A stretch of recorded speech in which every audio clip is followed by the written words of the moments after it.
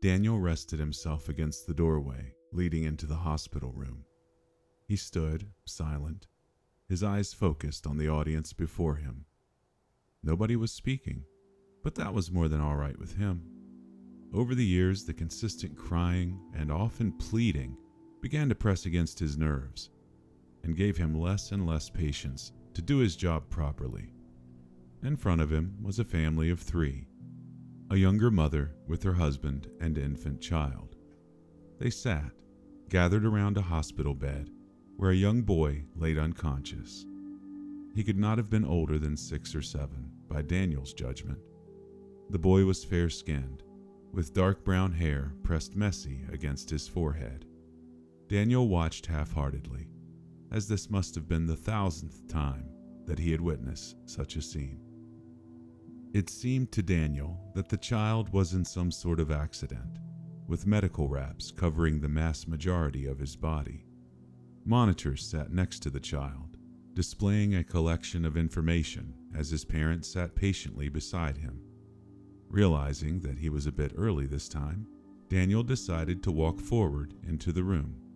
The parents continued to stare diligently at their young son, the mother doing her best to keep her infant calm in her arms while doing so.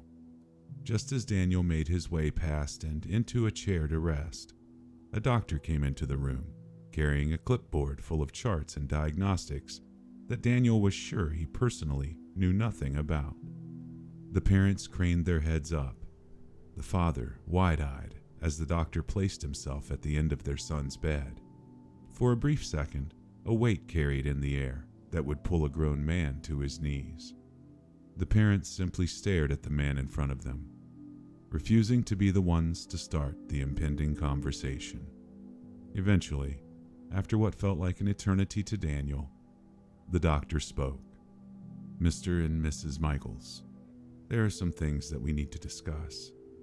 The couple sat quiet for a brief moment, until the boy's father could muster his own words in response.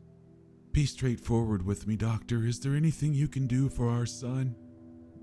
The question floated in the air, delivered in a way that made Daniel think it to be more so rhetorical. For him, a response carried no necessity. If something could be done for this child, then Daniel would not be there. He lightly sighed, waiting for the answer that he knew was coming. "Sir, firstly, you have to understand just how badly your son was injured." The man sat down at the foot of the bed, now leaning towards the family. "For a child this young to be hit by a vehicle moving as quickly as it was." Daniel leaned softly against the chair behind him. He gave no bother continuing to listen to the words being presented in front of him, for they carried a meaning that he had digested many times before.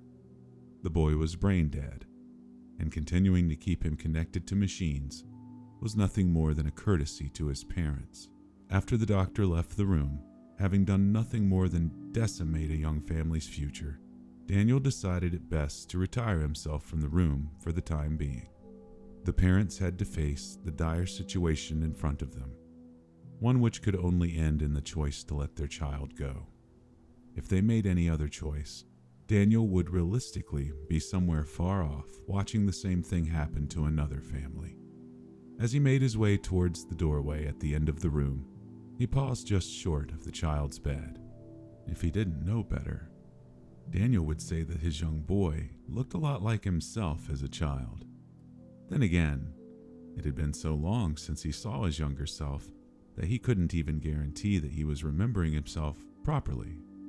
This realization caused Daniel to remember exactly why he was in that room in the first place, and a wave of anger shot through him.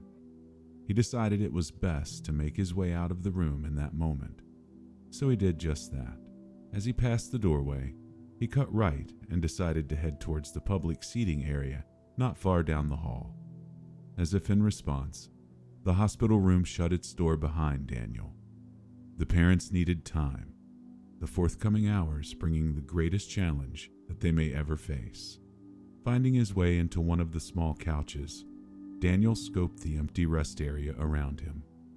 The lighting was dim, realistically because it was after hours. Time for visits were over for most, But it was no surprise that the boy's parents were not being pressured out of the building. This may be the last time they ever set foot in such a setting, a thought which made Daniel wish that he could say the same thing. As he continued to rest, laying across the less than comfortable furniture piece beneath him, Daniel began to let his thoughts drift. Due to the fact that he seemed to be ahead of schedule, there was not much more that he could do than let himself ponder. Before long, he found himself remembering all that had brought him to the life, if you wanted to call it that he now embraced.